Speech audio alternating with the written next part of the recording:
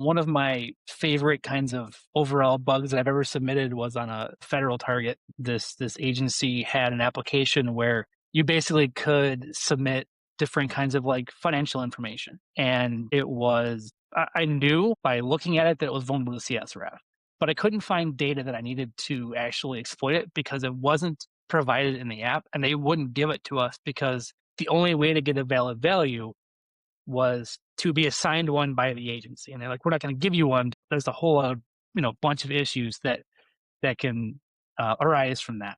And so what I ended up doing was I tried to find the format and try to brute force one, but it was like 64 characters long. It was crazy. And like, there was no way to brute force it.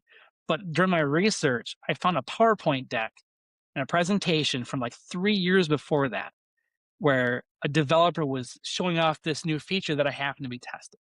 And in this PowerPoint deck, they had a sample ID. And I'm just like, there's no way they have this thing from dev that's a sample ID valid in production. And they did. And so I was Wow. able to use that to create all the data that I needed to discover and fully exploit CSRF on this application.